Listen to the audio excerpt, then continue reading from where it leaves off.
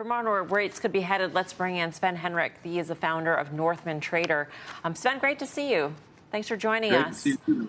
Thank you. Thanks for having me. We're talking about rates, and I mean, obviously, we want to talk about markets too. And you actually think that all of this is part of a major super cycle rally. So tell us what's happening. Well, you know, it's interesting. I call them the super rallies. We've been in three of these now in the last few years. The one was in 2017 with global QE and tax cuts.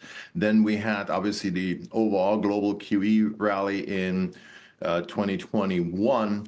And now what we're facing here is actually another liquidity rally. And, you know, this may sound odd given, you know, raised rates and monetary tightening, but what's totally overpowering here is fiscal dominance. We've never been in an environment such as this where the U.S. government is running 6 to 7% deficits on GDP in a non-recessionary environment. Fiscal deficits are stimulative. They're usually happening in recessions as a way to bring the economy back up. So you got this dual fight going on between the Fed trying to raise rates or tighten and slow the economy down. That was certainly the play for the last few years. But fiscal has so dominated everything that actually financial conditions have eased for 2 years straight. And that has helped completely lift up asset prices to what we've seen. And based on the liquidity equation, and now with the Fed and other central banks cutting rates, you can basically make the case, well, we got to stay bullish, right? As long as the liquidity keeps driving everything. But these liquidity rallies also have endpoints. We saw that in 2020, and we saw, in 2018, we had some hiccups there as well.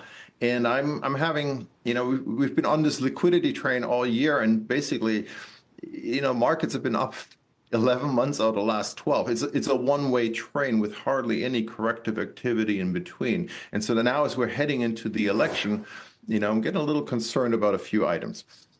Hey, Sven, it's Tim. And I know at least there are some folks out there saying there's going to be a liquidity event in mid-November, possibly. And there's a couple charts that kind of point out to that. The other side of the fiscal madness, I agree with you, is obviously deficit madness and what it ultimately means in terms of higher rates and structurally a dynamic for our government, which is certainly not equity friendly. Any thoughts on that? Because I think people value your view both as a trader, but also thematically big picture. And I know this worries you a bit, but is this a near-term event? Is running 6 to 7% deficit of GDP something that the equity market should be worried about between here and even the end of the first quarter, which is what I think most people are thinking about right now?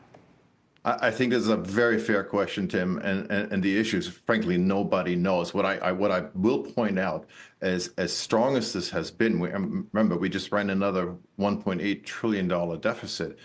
Something really weird happened here at the beginning of October. I know a lot of people expected some sort of election year seasonality weakness into September, October. Hasn't happened. And what we saw on the heels of the rate cut by the Fed in September, all of a sudden we saw yields spike up dramatically, and then we saw the dollar spike up dramatically.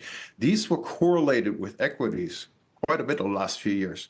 And all of a sudden that correlation is being completely ignored. And what happened just now, totally bizarrely, the debt increase that we just saw from September 26th to today was $500 billion.